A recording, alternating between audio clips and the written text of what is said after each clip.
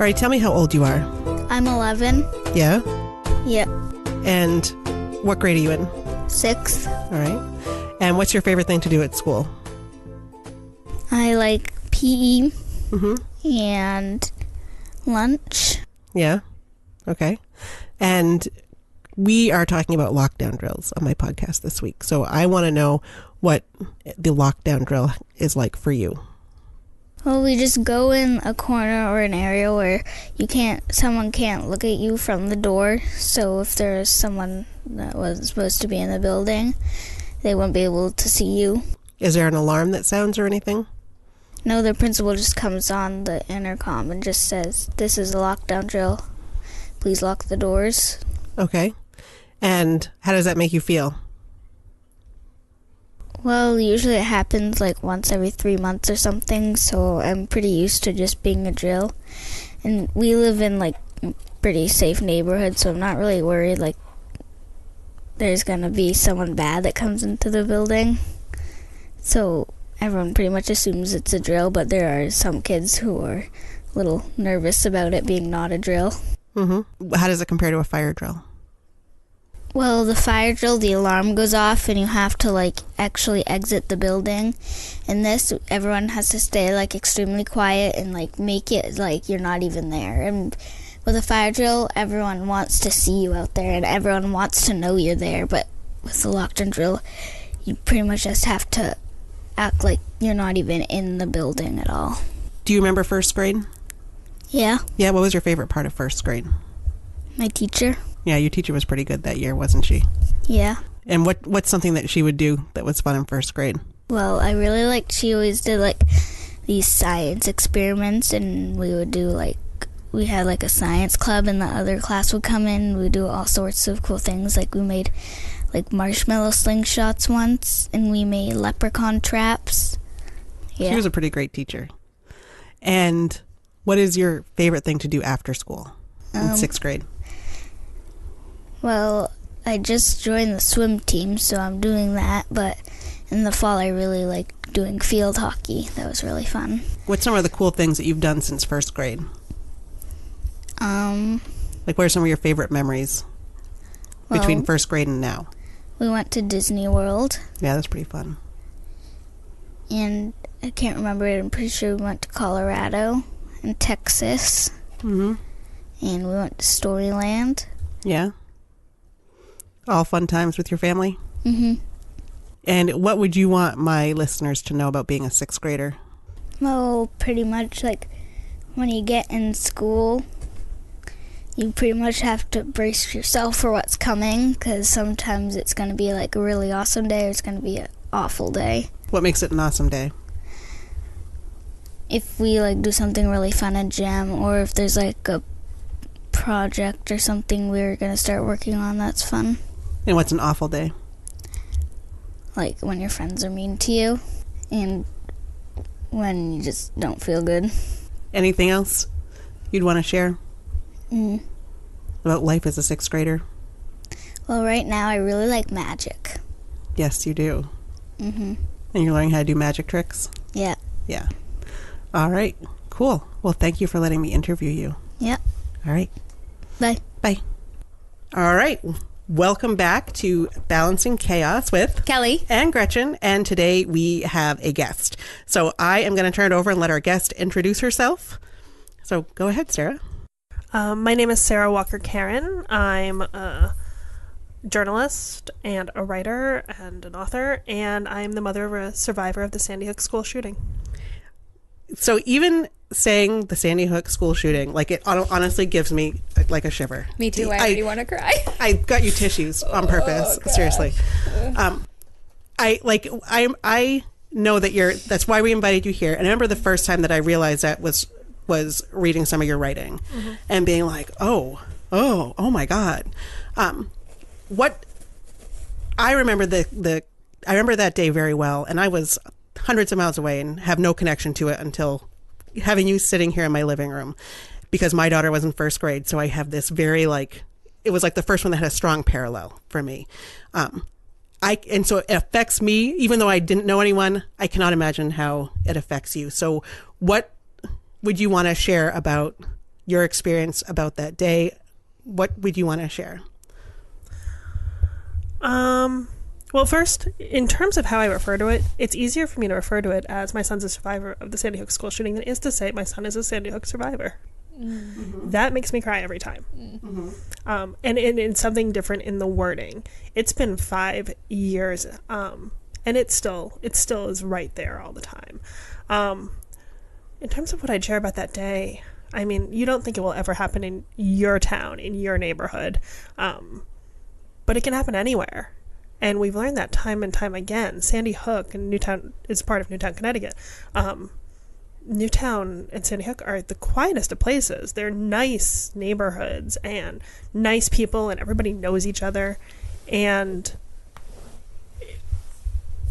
it happened there. It can happen anywhere. School shootings have become an epidemic. Gun violence has become an epidemic. So I guess that's the biggest takeaway that I have, is that it can happen anywhere. So what was it? How did they notify parents on the day? Did they call you on the phone? Was there an alert system? There was an alert system. Nobody ever expected this to happen. So the alert system, I think, was a little bumpy that day. The phone call came. I didn't answer the phone because I didn't have the phone next to me, and, I generally don't answer phone calls anyway. So I didn't hear the first phone call. And then an email came, and the email alert said something like, there's been a report of a shooting at a local school. Didn't tell you what school it was. It was one line. So I immediately went online, found our local news organizations, and within seconds knew it was my kid's school. Mm. Can I ask how many schools were in your district? I think we had 4 elementary schools, an intermediate school, a middle school, and a high school. Because one of the things that struck me too on that day is that it really looked like Newtown could have been Bangor. Mm. Yeah. Like, it looked very, very familiar, which is probably another reason why, even though I had nothing to do with it, it felt closer this time than a Denver high school or something like that. Mm-hmm. Yeah, there are neighborhood schools there. So the school was less than a mile from my house. Yeah. So did you go right away to the school? I didn't know what to do. And as a journalist, I thought to myself, okay, if I was reporting on the story, I need to go right now. But what does a parent do? I don't know what a parent does. And tried to call my ex-husband. We were married at the time, though. Couldn't get him. Couldn't get my parents. Texted my 2 best friends. And one of them called me and said, you have to go right now. Oh. So I did. So what was it like when you showed up? It was chaos. It was chaos. That's. And then eventually I found him, and it was a little better. Gosh. One of the things that I read every year on the anniversary of the Sandy Hook shooting, I post this picture of me and my daughter, because a few weeks before I had taken her to Colorado. And every time I think, what I write is, here's all the things that she got to do because she left first grade and got to go to second grade. And I think of that even when she's being a monster. I still think of that. And I remember reading articles and reading about some of the kids, the stories of the kids say, and I see that and I think, how can you not be moved by this? How can this not change your thinking in the way we handle gun laws? How can this not, how does this make you want more guns in a school? I just can't wrap my brain around it. Mm-hmm. And I think my daughter's sort of in between your kids' ages. What was it like for, and you can share whatever you want, but for your son, one of the things that I've recorded, and it'll play in this episode, I recorded asking my second grader about drills. And I asked about fire drills and lockdown drills. And she said that fire drills are scary and lockdown drills are not, because that's just in case there's a really bad storm and there's trees swaying into the building. You have to stay in the corner so the trees don't come. And I'm okay with that explanation, I think, for a K-3 school. I know that my older daughter knows that that's not why you have lockdown drills. Did they have lockdown drills before this? They did. Infrequently. I think like once a year or something. But yeah, they had drills before. In fact, I think they had one recently before this happened. And I guess you never think it's going to be a real thing. So how long did you have to wait outside the school until he came out? So the way that was situated, the school was set back from the road, pretty far back in kind of a wooded area. And there was a firehouse that was much closer to the main road, right on the main road. So you couldn't go back to the school. They moved all the kids to the firehouse, classroom by classroom. And his classroom was very close to the front of the school where everything happened. So he was one of the last ones evacuated. So we got there, and in the first room I didn't see him. In the second room I didn't see him. But as I was in the second room, his class came in. So it was probably 10 minutes, maybe, that I was in there and didn't know where he was. Okay. How long was that from the time that you had shown up at the school? About 45 minutes. About 45 minutes from the time I found out. And probably felt like 10 lifetimes. Yes. Because, even though we were less than a mile from the school, the road was already shut down. You couldn't get down the road. And there was that whole chaos in the beginning of where I just didn't know what to do. So it took a little bit. I know one of the things that I had read was that there were kids that had managed to run out and run through the woods to this old man's house. Mm-hmm. And I hate the story. I hate that I'm having this conversation with you. I wish we were talking about recipes, frankly, because I know that you're an amazing cook, and I always look at your recipes and I nod, and then I open my plated box and go ahead. So I hate that I love this story because it shouldn't be a story that exists, but that there was this old retired man who all of a sudden these kids showed up and he let them in, and I just thought it was such a kind gesture, especially we've talked a little bit about it on our show about how men are hesitant to help children because they're afraid they're going to be seen as suspicious. But he clearly knew that something was wrong and let them in. And I just, I think of that. I can't imagine having that 45-minute wait. And the other thing is that I can't imagine walking away with my child and seeing my friends. I'm thinking of our own school experience, but seeing people I know still waiting, and that has to be hard. When we were walking away, we were getting up the road, and I got a text from one of my friends who said, one of our daughters, we had daughters in the same preschool class, one of their preschool teachers was looking for her sister, so we went back and looked for her.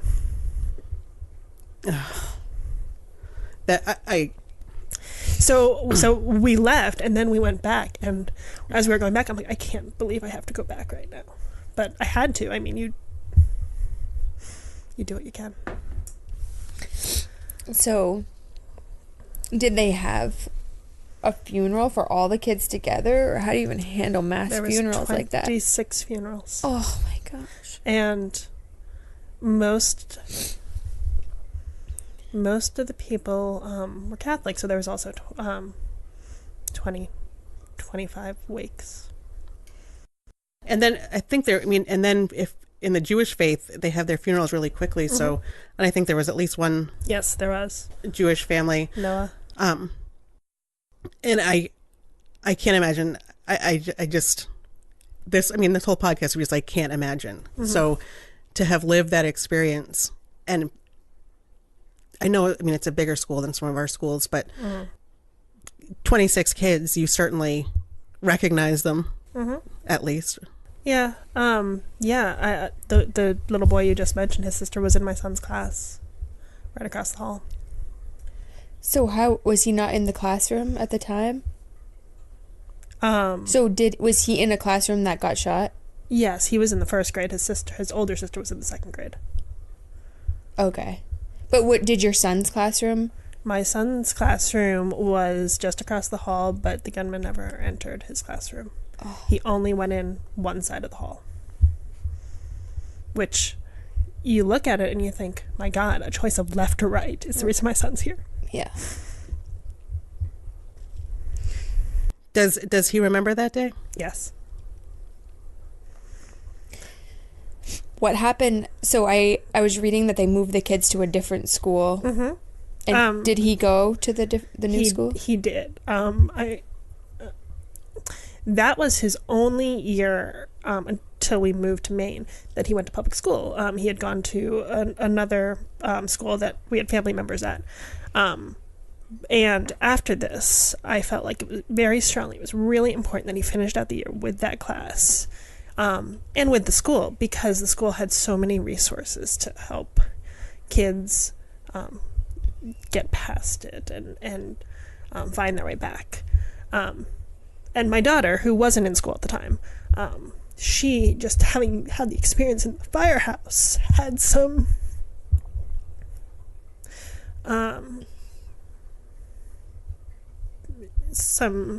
I don't want to call it PTSD, because PTSD is not something you can diagnose that quickly. It is a prolonged thing, but she had some impacts, and the school was able to help with art therapy and things like that. And, I would think that even just for little kids, seeing that many adults so knocked down.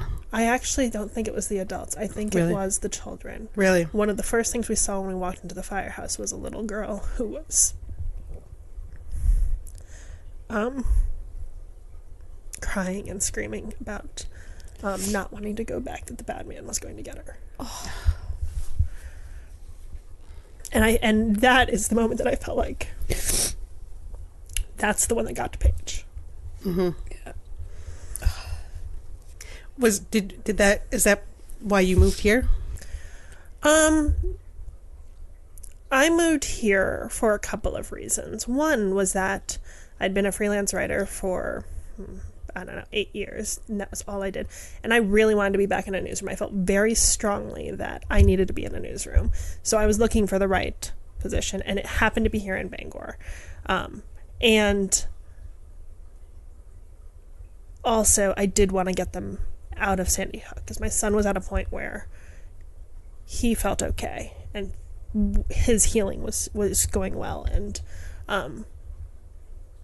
living there, you are constantly reminded of it, because the landmarks are right there past the firehouse 4 times a day driving down the road. So I thought getting out of that environment was going to be good for us, and it was. And I'm kind of going on some of the things you wrote about this in the Washington Post. Mm-hmm. And I know that you talked to because of that article, I know that you talked to his teachers now Mm-hmm. about that experience. How is he doing with that? Does it come up less and less, or is it sort of just baked into the DNA at this point? When we moved here, I talked to his teachers, I talked to the school principal, I talked to the school psychologist, just to make everybody be on the same page. But now it doesn't come up as much. And I no longer talk to his teachers. His principal is the same one that we had when we moved here, so he knows. But I don't actually feel the need to go in and talk about it anymore, because my son is at a point where he is now 12.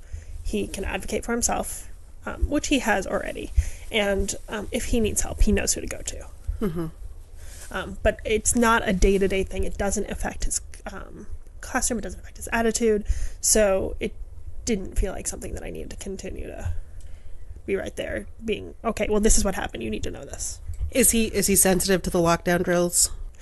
Only insofar as that it bothers him when other kids don't take them seriously. Mm-hmm. Because he knows that sometimes it's not a drill. So he takes them more seriously and gets annoyed when other people are laughing through it or whatever. Mm-hmm. Mm-hmm. I was a teacher, and I should look back, because I remember one of the things that I tweeted on that day, on Twitter before we started recording, was something like, I have been in first grade classrooms and they are just places of joy. Like, that's all they are about. Those kids don't, the worst thing that might happen is they might pee their pants, and then they don't even care. They just like, oh, peed my pants, gotta go to the office, maybe I'll get a snack. It's just like one of the happiest places you could possibly be. And I think about what it must have been like obviously the traumatic moment is its own thing, but then there's all these moments after. So, and I think of like the backpacks on the hooks that got left. What were some of the, I don't know if I want to say surprised. What are some of the things that sort of maybe caught you off guard, or what are some of the things, what was your experience after the initial sort of experience? One of the things that caught me was I did not want anything he wore that day. Didn't want it.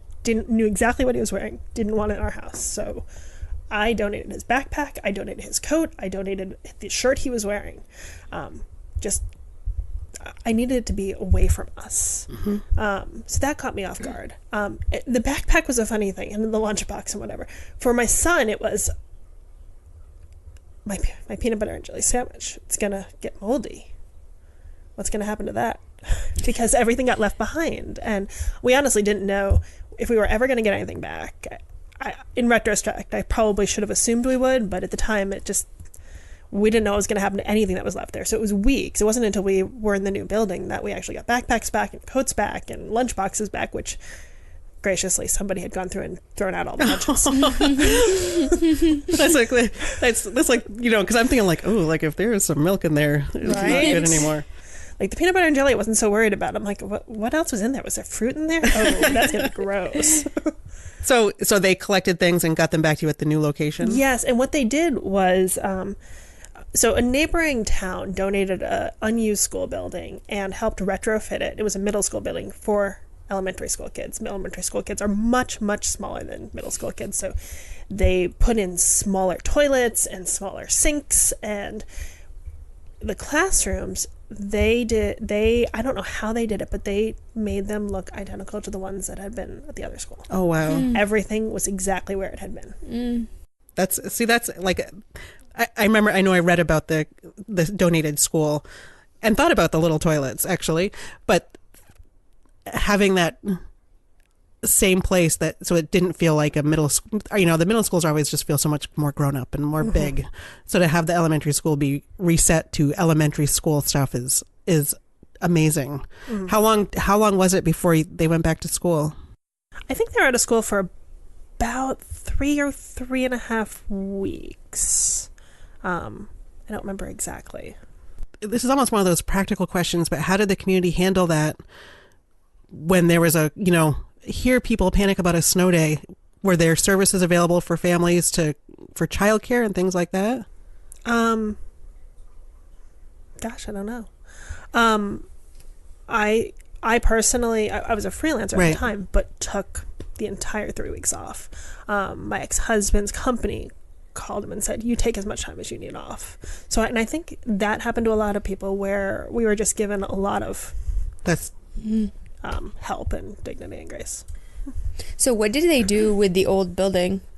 Because the students eventually tore it down. They just tore it down. Yep. Wow. Nobody wanted to re-enter it, or most people I know never wanted to re-enter it. And they rebuilt a school on the property. It's a state-of-the-art facility. It's supposed to be absolutely amazing. Has it reopened? It reopened.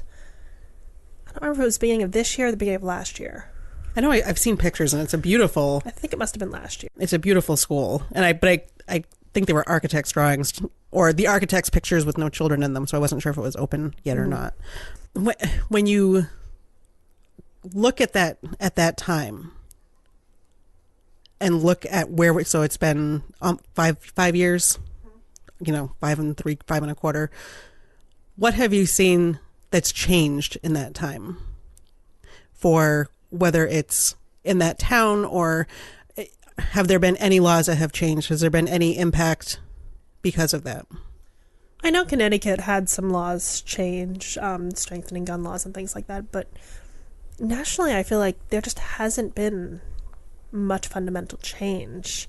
And I think we kind of see that with what just happened in Florida, that it's 5 years later and gun laws still vary wildly from state to state. In Florida, for instance, I was looking at this last night, you don't need a permit or a license to go buy a gun. That is staggering to me, that there are states where the access is so easy. My family are hunters. We have guns. My parents have guns. They're locked away. They are rifles. They're not, assault weapons. They're not semi-automatics. They're used in hunting season and then they're put away. And would happily melt them all down if that was what was required of us. Like, oh, okay, I really like venison. I guess I can only get it at Whole Foods now. I just can't believe that we have not made any more progress. And one of the things, like, I know that they tore down the school there. The Florida school just reopened this last week. And I thought, maybe if these very fiscally conservative people who want very relaxed gun laws, if they had to build a new school every time one of these happened, maybe we could go at it from the idea of tax savings. We're going to raise your taxes to build a new school that you let get destroyed because you couldn't take away semi-automatic weapons from people who should not have them. Did you have a difference in before and after this shooting happened at your son's school in how you perceived gun laws or gun legislation in general? I guess so, to some extent. It was I think I kind of struggled with it a little bit. I don't think there's anything wrong with owning guns, with guns for hunting, guns for your own protection. And that's what I struggled with, because as I was approaching this and thinking about guns, it's not at all that I don't necessarily think that people shouldn't own guns. I do think people shouldn't have AR-15s and guns like that. I don't think people should have high-capacity magazines. In the moments it took for the shooter at Sandy Hook to change his magazine when he ran out of bullets, those 11 children, I believe it was 11, escaped from a classroom and went to the old man's house that you mentioned. So what would have happened if he had had a smaller magazine, a magazine that held 4 to 5 bullets, which I believe is the typical size magazine? How many kids would have been able to escape then? And while I don't want whatever we do to be reactionary like that, let's save as many kids as we can, I want it to be, let's stop this from happening. I do think little things like that really matter. I was reading Little House in the Big Woods to my daughter last night, and it just so happened it was a chapter about Pa loading his gun. And it's the Wisconsin prayer, the woods of Wisconsin or whatever, and he has to get out the big thing with the lead flakes, and he holds it over the fire, and he melts down the lead, and then he puts it in the bullet mold, and then he taps it in, and then he and it is an entire chapter dedicated to loading one bullet into a musket that he then puts on hooks over the door so that kids can't get it, but that he can. So he's keeping it out of the reach of his children. And I'm thinking, and in this conversation with my older daughter, I've had a lot of conversations about guns and shootings and things like that. And I said, this is the kind of thing, like, this, when the laws were written, this is the type of gun. So imagine if every time you wanted to shoot something, you had to go through this 12-step process to get it ready, and then you shoot and the deer runs away, and so you're screwed. But this is the idea that you don't want to be able to have, the way I explained to her is that there are some people that believe that you should be able to have any kind of gun all the time, no matter what. And that we believe that you should be restricted on the types of guns that you should have and how many bullets they can shoot and those kinds of things. Because I think it can be a little perplexing to a kid who grows up in Maine. And I see this I grew up in Maine, Washington County. Everyone hunts their dinner. And I have been in many Facebook discussions with people from back home over the last couple weeks. But what I find is that I say, I really think more of you are on the side of gun legislation and you just don't realize it. There was talking about guns in schools, and there was a girl I grew up with who is a hunter. She has an arsenal, and she works in a school. And so she needs guns in school. She said, "I've been in the schools for 20 years. Do not give me the responsibility of a gun." And she's the one person that I think I would be like, she'd probably do okay with it, And even she's saying, "I don't want the responsibility of being an armed teacher." And I was like, "Thank you. We need people like you to stand up and have those conversations." A local bookstore did this great thing where it said, I am already armed. And it showed teachers with books, and I'm armed with the knowledge and, the caring and all of that. And I had a former student reply. Someone posted, "We need to arm them with guns." And a former student commented that said, "I have a handgun. I have a concealed carry permit. I did not get into teaching to bring that gun to school. That is not why I have it. That's not, I never want it. And I love that bookstore project. We shared it on our Facebook page. I hated some of the comments that it got, but honestly, I was like, they're not buying books anyway. And so, and they're, and if they are, they're on Amazon. So I really applauded the Briar Patch for putting out, because I just thought it was beautiful. And there were some teachers and counselors and people that I know either fairly well or tangentially well through my work in education. I thought it was a beautiful tribute to teachers that, we're armed, and we're armed to take care of kids. And I do think it was a really important message that what teachers need in the classroom, they need supplies, they need adequate funding. They do not need to be carrying weapons, and the Briar Patch did a really lovely job with that. But also, as a parent, approaching this suggestion that teachers should be armed, I don't want my kids in a classroom with a teacher carrying a gun. Mm-hmm. What I tell people is I want you to think back on the meanest teacher you had in school. My second grade teacher who hated me. Mm-hmm. Yeah, I imagine. Doesn't listen to this. She doesn't. She's buying her books on Amazon too. But think about her with a gun. Think about if you did that one thing, or think about the kids. Ours was a sixth grade teacher, and she was terrible. Like the things that she did were flat out abuse, and it was horrible.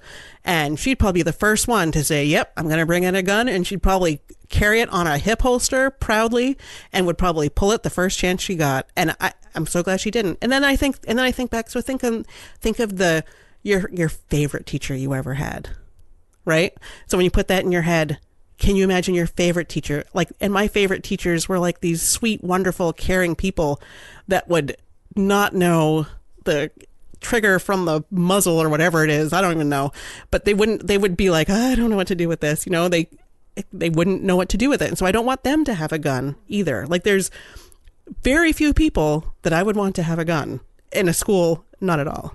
And I have a hard time seeing the logic of why you'd want people with guns in a school. Let's just say there is an active shooter situation. You want more bullets flying? Mm-hmm. I mean, the potential for casualties there is astronomical. None of it makes sense to me that this is a good idea. I don't think the mere act of arming teachers is going to keep somebody who is motivated to do something like this out of a school. I saw a quote that said, when you arm teachers, you're telling them that you're giving, when you arm teachers, you're telling them that they may have to shoot one of their students. And because most school shooters are students. So, and even in this case, this Florida case, the student knew the process, knew the policies, knew the procedures, and used those to make his attack, and wore school clothes and then tried to blend into the crowd. It's just, I think that there's this movie hero idea that gets in people's heads, I'm going to be the one that take him down. Our president, who said that he would have run in, which first you have to suspend belief and believe that he can run. And second, you have to believe that he would charge into a hail of bullets to save children, which I don't think he'd even charge into a hail of bullets to save his own children, frankly. But there's this hero mentality, I can do it because I saw it in a movie once. No, you can't, because it's not like it's a planned thing. If it happens, God, I hope it never happens again. If it were to happen, the first minute is going to be what is going on? What's happening right now? I don't know what's going on. Did they have armed security guards at Sandy Hook? It was an elementary school. No. It was a locked school. Mm-hmm. They were really proud of their security measures they had taken, the brand new camera system they had. But no armed guards. And honestly, they thought the locks were enough. So so some of the other ideas have been to put armed security guards at every school. What's your thought on that? So after Sandy Hook, we actually had around the clock, well, not around the clock. We had, as long as students were in school, we had several police officers on the grounds. I believe it was 2 inside, 2 outside. Because Sandy Hook got many, many, many threats afterwards. It was almost a daily thing of more threats. Really? So and I like school resource officers. I think that they can be a really positive addition to a school community. I'm comfortable with them having a gun and being in a school. Mm-hmm. I don't know about a security guard. I'm not as comfortable with. They're not. They don't receive the same training. They don't have to give an oath or. Tell me more about the threats. Who was threatening the school? Lots of just sick people who would phone in threats that claiming that they were going to come and do the same thing. Oh my gosh. The school was on permanent lockdown, although it wasn't the kind of lockdown where you're in the corner. It was just permanently locked down. It was a closed campus. And this is another thing where that town that donated our school building did an amazing thing, because there was 2 other school buildings on the campus. But to have the locked campus, we had 2 security checkpoints before you could even get to the any of the school buildings. So they took this on themselves to also be in this locked environment where you had to show ID. We had to have a Sandy Hook pass to get on campus before you could even get to any of the buildings, which changes a lot about how you approach a child's school when you have to show your ID and state why you're there and go through several locked entrances. Well, I mean, if you've been at any school and you're waiting to pick up the kids after practice or something, mm-hmm. and you're standing by the door and, oh, here's another parent. Here's, obviously, you just push the door open and let them in. Mm-hmm. And, and they say you're not supposed to, but, I mean, mm-hmm. 99% of them are people I recognize anyway. Mm-hmm. But I can't imagine having that sort of double checkpoint, mm-hmm. like, oh, you forgot your lunch. So, right. checkpoint, here you go. Well, it's checkpoint, park the car, go to the front entrance, it's state why you're there, get into the second entrance, and then get buzzed in again. Do you think that police presence made kids feel more safe? Or did they notice, or was it? Oh, of course they noticed. But the police presence, I think, was a comfort to mm-hmm. a lot of people. It was comfort to parents and to kids to an extent. And the police inside the school were absolutely wonderful. One of them spearheaded this Sandy Hook Duck Project, where I think he started by buying them himself, and then eventually they were donated. The little ducks that you get from Oriental Trading Company, got thousands and thousands and thousands of them, and would give them out to kids every day. Like, we had hundreds of ducks in our house for a while. we still have them around the house. We don't have all of them anymore though. And that little gesture, that little thing kind of brought a smile to their face. It made him a little bit less scary as here's a police officer in my school. So they looked forward to that. We also had comfort dogs in school every single day. I think we had 2 every day, the entire rest of the school year.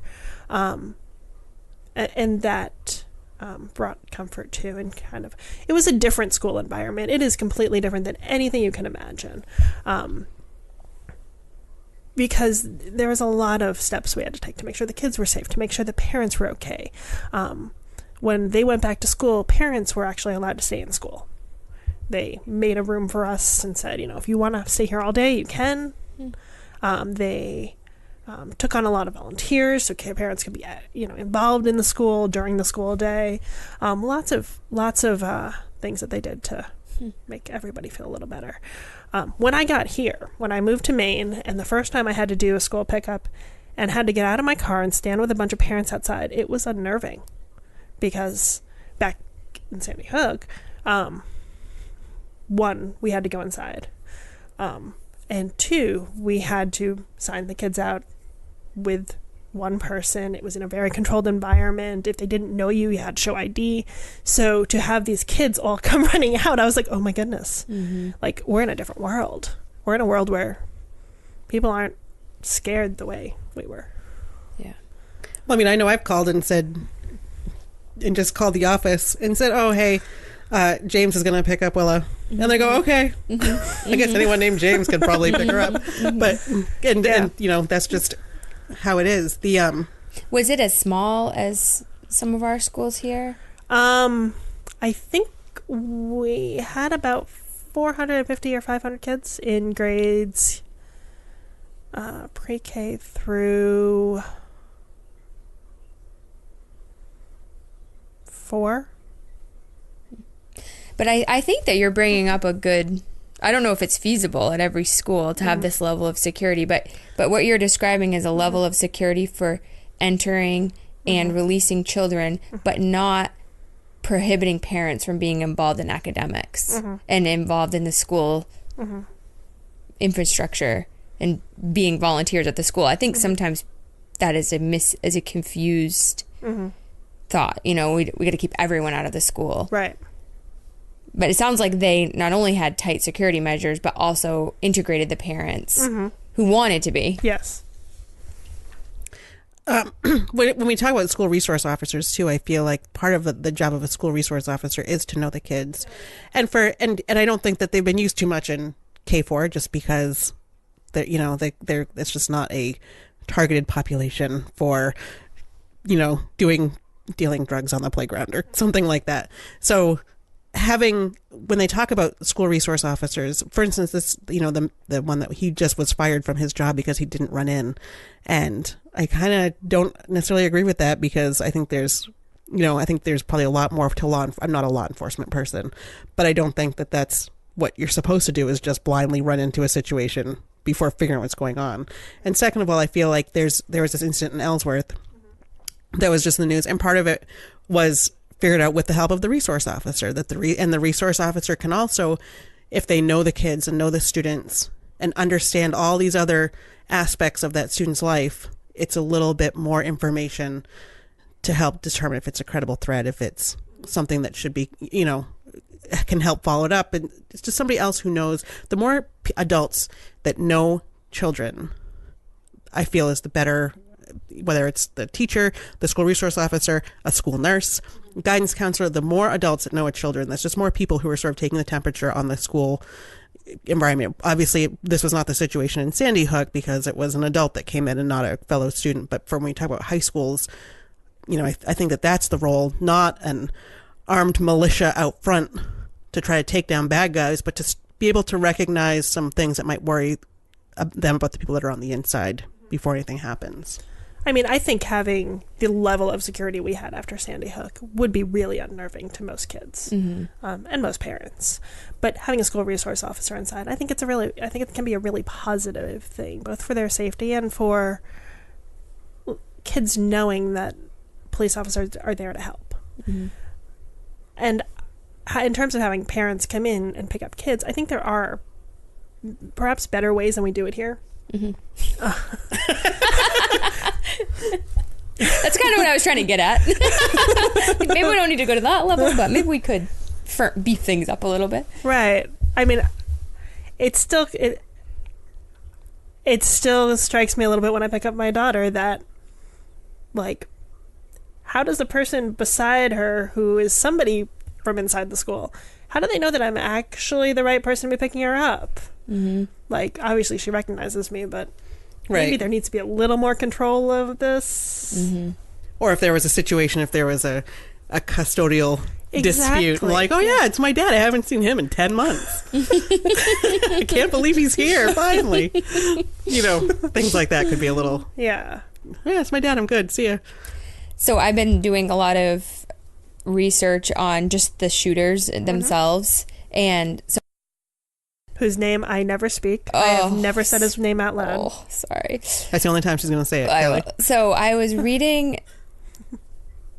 I'm very open politically to ideas.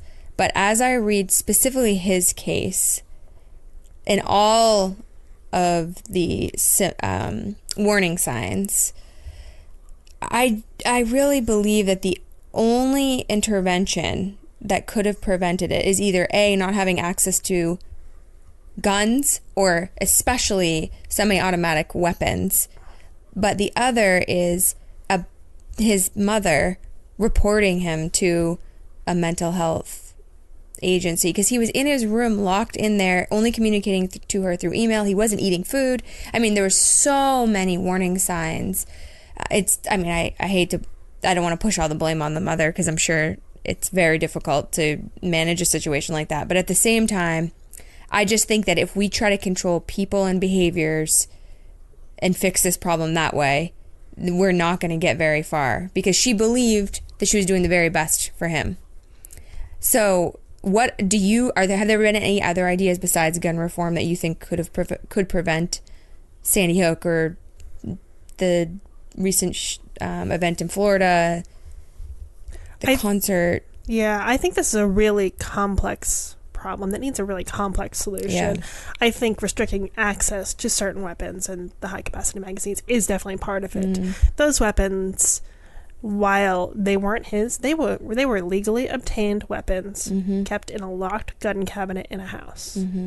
So aside from making it illegal to own an AR-15, illegal to own a high capacity magazine, there's not much you could have done to take those weapons away. And as a parent with an adult child, I don't agree with the decision to share the security code with her son, but I mean, it's kind of hard to second guess someone else's decisions like that.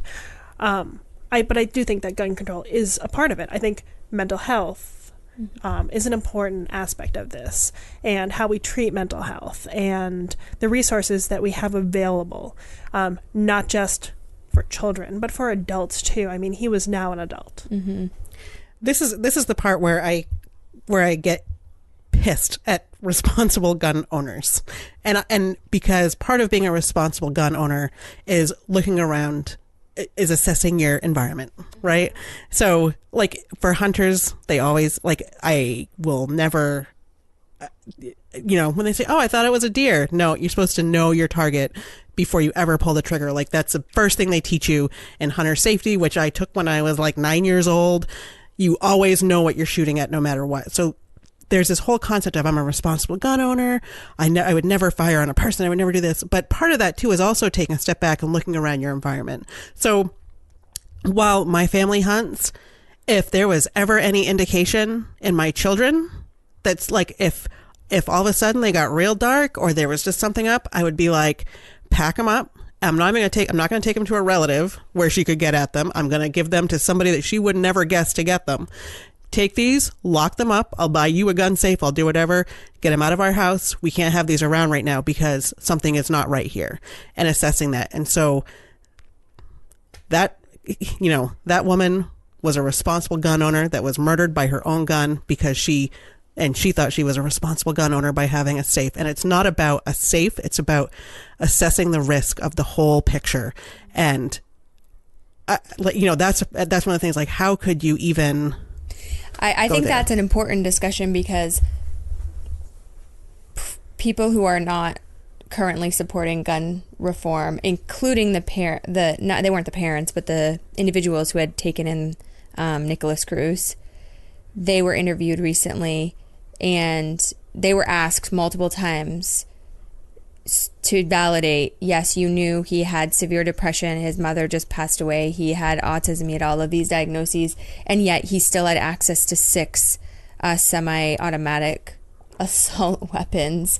And they must have given them 5 different opportunities to say his mental health was probably not at a place where he should have been able to responsibly handle weapons. They just kept saying it was his right to own guns. And I think that is the conversation that we really should be having across political groups. And to be honest, I didn't even realize how political this topic was. I guess I've just been living under a rock.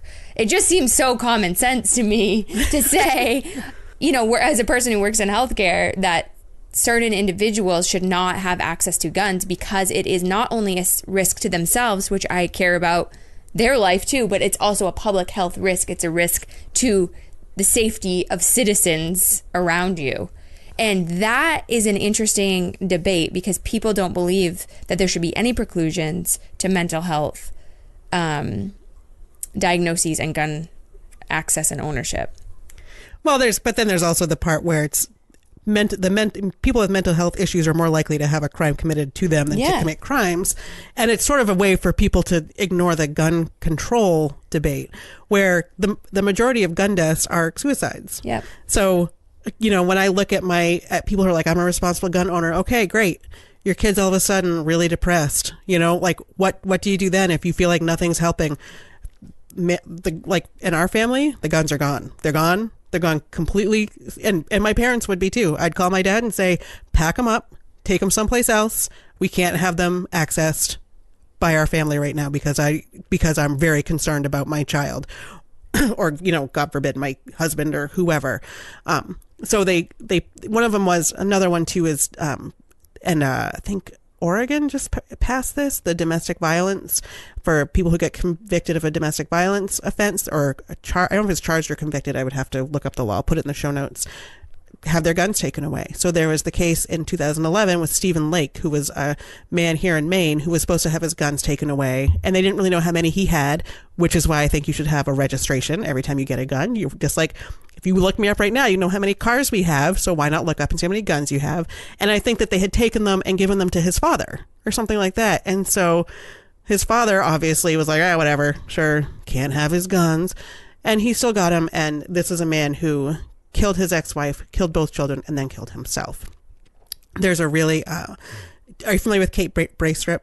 No. She is a writer from Maine, and we read her book for book club, but she is the chaplain for the Maine Warden Service, and she has a couple really good books, and she's done a couple moth shows, and so I'll post a link to this too, but one of her shows is about going to that scene, and she's praying over the people as they come out, and the police stop her on one of them, and I'll put the episode up. People can listen to it because she's an amazing storyteller. But, none of that should have happened. And there was an article, and I'll put that into from the local news. It said law enforcement let us down here. And that was a kindergarten teacher. So that was a school that was impacted. The other thing is that we always hear that there were 17 victims in Florida. There were 26 victims in Sandy Hook. There were 59 in Las Vegas. There were, Columbine has dropped off the top 10 list at this point. And I look at that number and I say, that is such a false number. That is not, that there are 26 deaths for sure from, 17 deaths, 26 deaths, but the victims are like, it's like a rock in a pond. Like it just echoes out. And I forget which phrasing you preferred when you started. He's a survivor of the Sandy Hook. Is that the one you prefer? Yes. The survivor of a Sandy Hook shooting, and he is a survivor. But your whole family has been impacted by this. And I know there's a lot of, so I don't know if it's, I don't mean to say you're victims. I guess but I don't know what the other word is to say that you're impacted by this, because clearly your daughter wasn't even in the school and she was impacted by this. And you are sitting here as you weren't in the school. You're the parent. You were impacted. I'm sure his father was impacted. I'm sure his grandparents were impacted to see that school on the news, every 5 minutes. And so I think about, you said there were like 300 to 400 students in that school. So there's 300 to 400 kids. And let's be generous and say it was 200 pairs of siblings. That's 200 families. And it just echoes out. And that's a part that I feel like there are so many people that are impacted that it is about the 26 people who died, but it has such a wide-ranging effect. Yes, and when I think back to Sandy Hook and think about the numbers kind of ping around in my head. Yes, there are 26 people that were murdered that day. There were 2 who were shot and survived. There was 1 who survived in one classroom, 11 who survived in the other classroom, and those numbers just keep coming. There were so many kids impacted in so many ways, and they're all their families in the school, like you said. And then there was our greater town. I mean, we had, I believe it was 4 elementary schools, and all these families over this town that was, I believe, the greatest geographic area of a town in all of Connecticut, impacted in different ways. Even people who didn't have kids in that school were impacted, and it reverberated across lines, and the recovery from that is different for everybody. And my pastor at the time, all of the pastors, all the clergymen from around town were regularly meeting and were getting help and assistance and learning what to do. And one of the things he told us in church a few weeks later was about the recovery process, which is really, hearing it at the time, it was staggering, and I didn't want to believe him, that what we would see immediately, and we did, was the town would come together and you'd see the very, very best in people. And then people would start to split apart, and there would eventually be I don't want to say fighting, but there would be disagreements, there would be anger, there would be all these different things. And the recovery process would not be over in 2 months. It wouldn't be over in 3 months. It wouldn't be over in 6 months. It would be a years-long thing of going from stage to stage to stage, to finding a way to, be okay. We started this podcast because our difference in religion and some difference in politics, but now we keep adjusting and we're like leveling each other out. Did you find can I ask what religion you are? Congregational. And I found that my faith was deeply impacted by this. At the time, we were regular churchgoers. We went every week. After the following school year, they asked me to be a Sunday school teacher, so I was a Sunday school teacher. But halfway through the year, I just no longer felt like going. Just didn't feel connected to the faith that I had been a part of my whole life. And I rarely go to church anymore. Do you think did you see other people having similar? I did, although I haven't really talked about it with anybody else, but I did see other people who I knew who were deeply impacted by it, who faced other crises of faith. Do you think that, because for me, I have not been in your situation, but I'm so angry right now about what's happening. I'm so angry about Parkland and Sandy Hook and all of the other mass shootings, and I'm very angry at people's response, particularly among religious groups that I either are in my family or that I've been, who I know are members of my church, and their overt protests against any type of gun reform. And to me, it seems like the greatest hypocrisy I've ever seen. There's been hypocrisy my entire life, and I've accepted it as such and been frustrated by it, but it hasn't outraged me in any kind of way. But I have been so outraged about the hypocrisy, specifically among religious organizations or people who are affiliated with their strong religious viewpoints and their insistence on not changing a single thing around guns. Was this part of it, or is it also that how could God let something like this happen at one school versus not at another? I wish I could say it was something really definitive like that, but it wasn't. It was more like I just didn't feel connected anymore. I just didn't feel like going one week, and we didn't go again. It wasn't any kind of... the church I went to, the pastor who was our pastor was wonderful. It was great. It was a great community. It had nothing to do with them. It had nothing to do with any of their viewpoints. It had nothing to do with a conscious decision that I was angry at God. It was just that I wasn't connected anymore. It wasn't where I was. Have you found connections in other areas that weren't faith-based, or was it just sort of left behind? I don't know if that's the best way to say it. I guess it was just kind of left behind. I mean, we've all found since then different parts of ourselves that we didn't know. Like, I apparently like to hike a lot. I had never hiked before. So little things. And I wouldn't say that I'm completely without faith, just that I am not feeling any pull to go be part of organized religion anymore. Yeah, I do think I want to clarify my viewpoint too. It's organized religion that I am disgruntled with. There was a church in Pennsylvania that just had a blessing of the AR-15s. No, they didn't. Are you kidding me? I am not kidding. I will find it and I will post it in the show notes. Because like they do the blessing of the ships, to go out fishing, they had the blessing of the AR-15s. When I was growing up, I was not raised in a church, but my dad always said if it's God's house is outside. So he's liked to spend his weekends hiking and canoeing, and that's, he's a master marine guide. He loves to fish and hunt and do all that kind of stuff, and that was his version of church.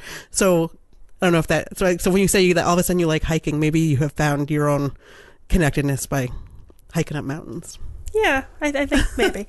Well, there's a verse in the Bible. I was reading the Bible for a while every single day when we lived in Portland. And there was a verse that said, heaven is here on earth. And when I lived in Portland, I really loved going to the ocean. We used to go to the ocean, this is pre-kids, for dinner. And I remember reading that in the morning and going to the ocean at night for dinner and just taking in the beauty of nature and thinking, yes, heaven is here on earth. You know, nature is beautiful, and there's a lot of different ways to enjoy it. And it can be very spiritual. So do you ever go back to Sandy Hook? I still have family there. Mm-hmm. My cousin's son was also in the school at the time. So I do go back occasionally and see her. My closest friend from there actually moved to Massachusetts afterwards, a little bit after we did, moved up here. So I don't get back too often. I don't love going back to the town, which is really sad because actually Newtown, Connecticut was a town that was deeply important to my family. We had a homestead there, and our family had been there for generations. And although I didn't grow up there, living there in close proximity to our cousins was really special. So it's kind of sad now that I really hate to go back, that I don't, most of my family's buried there. Don't want to go visit the cemetery. Just. What do you think about the Parkland students are feeling about having to go back to school in the actual building? I think it's a deeply personal thing for every school community. Yeah. Columbine also went back to school in their school community, and they walled off the library, I believe it was. For us, we had meeting after meeting after meeting to decide what to do with the building, and the general consensus was we don't want to ever set foot in there again. Mm-hmm. But I don't think that's the same decision for every school. I think every school has to make it for themselves. Mm-hmm. So I can't tell you what they're feeling. Their experience is very different than ours. What's your impression of the activism that's transpired since the shooting in Florida among the high school students? I think the high school students are amazing, and they've been amazing in how they've been using their voices and standing up to some really tough criticism and trolls after these things happen.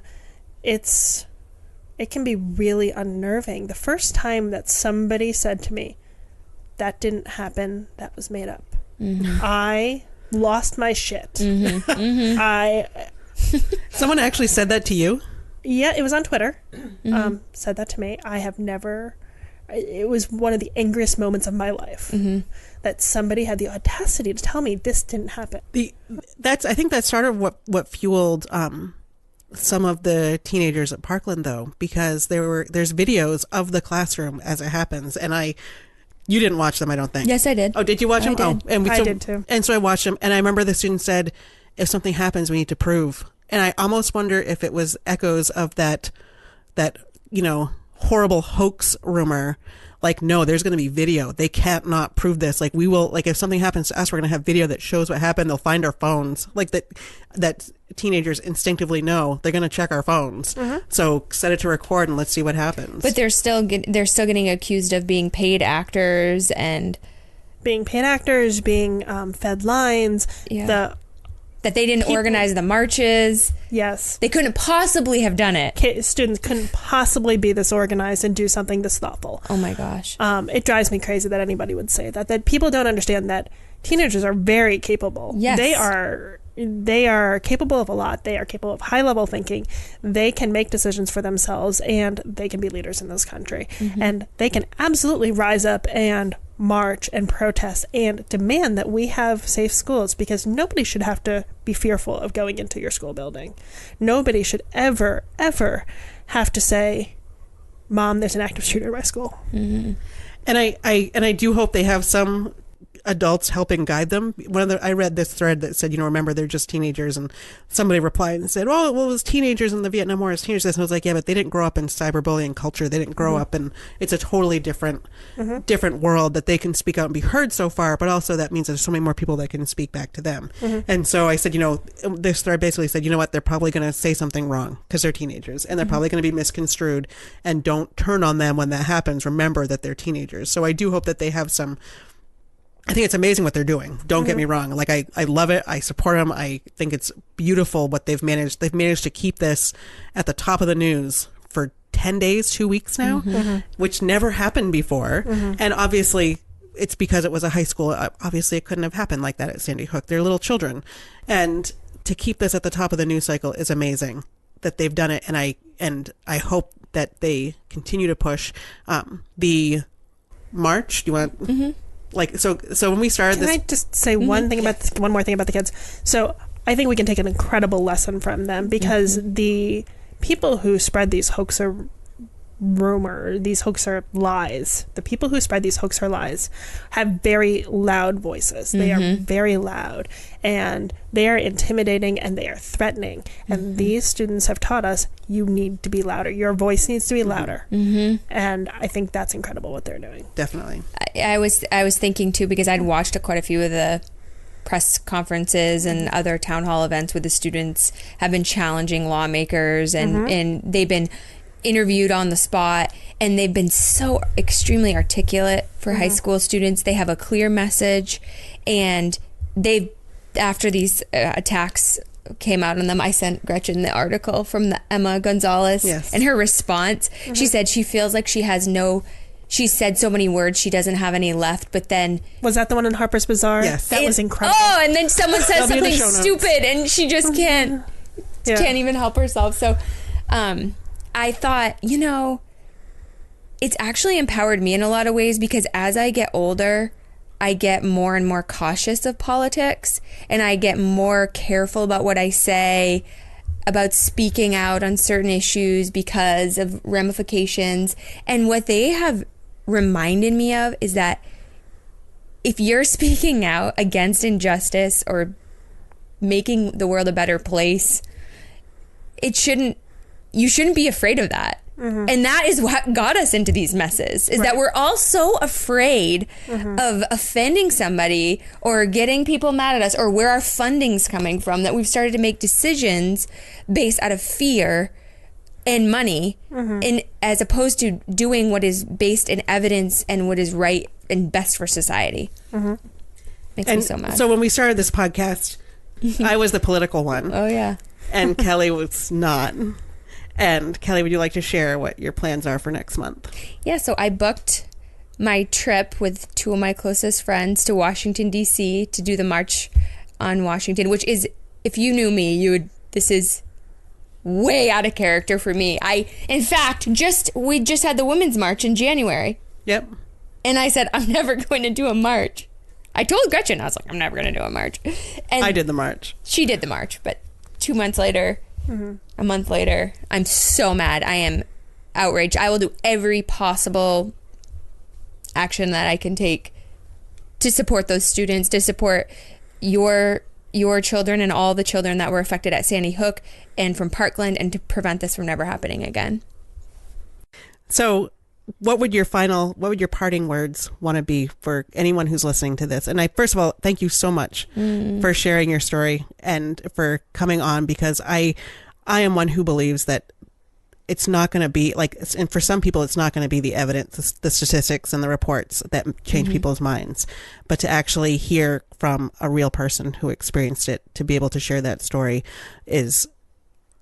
sometimes changes people's minds in a different way. So thank you for coming on, first of all. What would some of your parting thoughts be? What would you want people to know? So a high school friend of mine reached out to me last night, and she's somebody who's been very supportive of me and of my family over the last 5+ years. And I know that she's a gun owner. And she reached out to me as a gun owner and made a really great point that the way forward through this is not through arguing with each other and putting up walls and refusing to listen to each other. It is through finding, what's the middle ground, listening to each other, finding the right solution. There's a lot of arguments over semantics. We sometimes refer to the AR-15 as a semi-automatic rifle, and there are people who will be like, oh, but that's not a semi-automatic rifle. Those semantics, they don't matter. So instead of arguing and throwing up roadblocks and saying, well, you don't know what you're talking about, we need to come together as gun owners, as non-gun owners, as parents and non-parents, and figure out what is the right wording, what is the right way forward, what do we need to do to make this change, because we need a change in this country. we've got an epidemic of gun violence, and I don't want to see any more families have to go through this. It is a horrible, horrible thing, and it is life-changing. It changes everything about how you live. It changes how you parent. It changes the way you think about the world. So we need to come together. We need to find a solution, and it needs to be immediate. We can't wait any longer. And I wish that the deaths of 20 first graders would have been enough. Yeah. But, I mean, it wasn't enough after the students in Columbine. It wasn't enough after Sandy Hook. I hope Parkland this is the time. Yeah. So instead of favorite things this week, we're going to share a couple of organizations that you can use to get involved that Kelly and I want to recommend. The first is momsdemandaction.org, and you can donate to them and get involved. Tonight, Kelly and I will be at, I think it might be the first meeting in this area, because I didn't see that there were other meetings before this. They're all down in Portland. And so we're going to be going to that meeting tonight with our kids in tow. And I've had a lot of people actually say they're going. And then there's a couple that absolutely can't go. I'm going to try to Facebook Live it for people. Also, the Giffords Law Center to Prevent Gun Violence, which is at giffords.org. The Coalition to Stop Gun Violence, which is csgv.org. And the BradyCampaign.org, the Brady Campaign to Prevent Gun Violence, which, by the way, the Brady Campaign was named after James Brady, who was one of the Secret Service agents protecting President Reagan, one of like 12 armed Secret Service agents, highly trained people that were surrounding one person, and Reagan still got shot, and so did Brady. So it was one of those things when they say, oh, more school security guards. No. Unless you put, even with a team of 12 around every single student, there's still room for something to happen.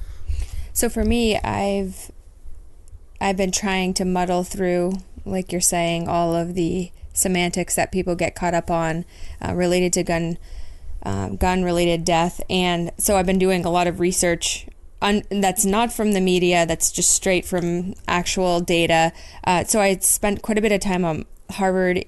So mine aren't activist groups, but just a different approach. I spent a lot of time on Harvard Injury Control Research Center, and they have an entire center for firearms research and peer-reviewed publications that quite frankly debunk all the myths that we've heard in the media about firearm death. And I found it comforting and very reassuring and validating. You can think in your mind that these issues are common sense. It's common sense that we have gun reform, but when you dig down into the data, it's very clear that we absolutely need it, and like you said, it needs to be immediate.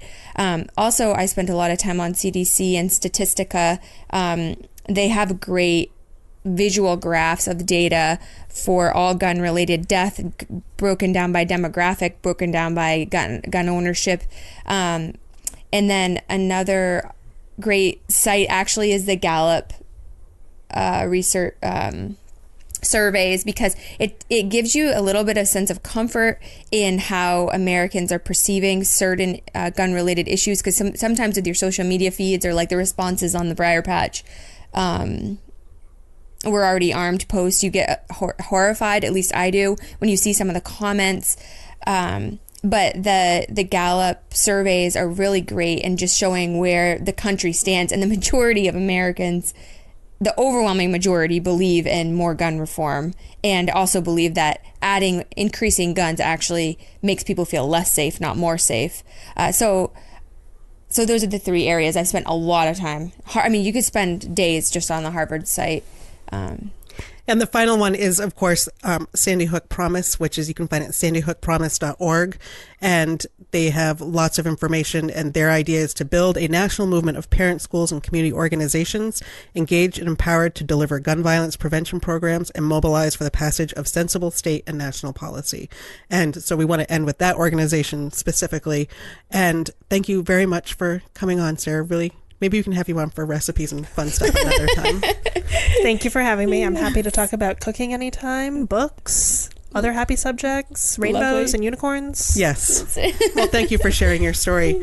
And we will be back next week. Bye. Bye. How old are you? 7. You're 7. And what grade are you in? 2nd grade. Okay. And what's your favorite thing to do at school? I like to read. You like to read? Do you have a favorite kind of book? Yes. What kind? I like the book biography books, like the Who Was books. Yeah. Do you have a favorite or just in general? I have a favorite one. Yeah. Which one? Who Was Jeff Kinney? Who's Jeff Kinney? He writes Diary of a Wimpy Kid books. Oh, have you read those? Yes. Yes. Okay. And what's your favorite thing to play on the playground? Family with my friends. You play family with your friends? Yeah. What do you play? I play the teenager sister. The teenager sister? Yes. What does she do? She just sits on the tree stump doing nothing. So you don't get in trouble? Nope. Okay. What happens when you have a fire drill at school? You get startled and then you go to the back of the room and you don't say a word, and then you just go out and line up and turn around, and then you wait for your principal to say, all clear to return to building, all clear to return to building. Yeah? Yeah. Is it scary? No. No? Only when the bell rings, it's like, pew, pew, pew, and you're just like, what happened? So what happens in a lockdown drill? The principal says, like, it's a lockdown, and then you go to the back of the building. Well, not the back of the building, but the classroom, and you sit quietly, and sometimes your teacher reads you a story. Yeah. Are the lights on? No. No. What does the teacher do when there's a lockdown drill? She reads a book. Does she do anything in the classroom? She, closes the door, turns off the lights, and she just gets a book and comes over and reads it to us. Does she read it quietly? Yeah. Mm-hmm. And what do you think of lockdown drills? I think they're not as scary as the fire drills. No? Why is that? Because, you just say, lockdown drill, and then the fire drill is like, pew, pew, pew, pew. Why do they have fire drills? Because if you had an actual fire, you would do that same thing. You just wouldn't go back in the building. Okay. And why do they have lockdown drills? Because in case there's a big storm and trees sway into the classroom. Mm-hmm. Okay. And what else do you want to tell me about what it's like to be in second grade? The math is harder. The math is harder? Yes. But do you do well at math? Yes. What else do you think people who are listening to this podcast should know about being a second grader? You want to be a second grader. You do? Why is you're that? all grown up, and then the first graders are like... Or we can't see your face. What are the first graders like? They look up at you and they're like, hi. So second grade, you're all grown up. Yes. Yeah. I'm a grown up like you. Well, what will happen in third grade? I'll be older than you. No, you won't. Okay, I'll only be 9. Okay. All right. Well, thank you for letting me hear about your school. Do you have anything else you want to say? No. Okay. Thank you. Bye-bye. Bye.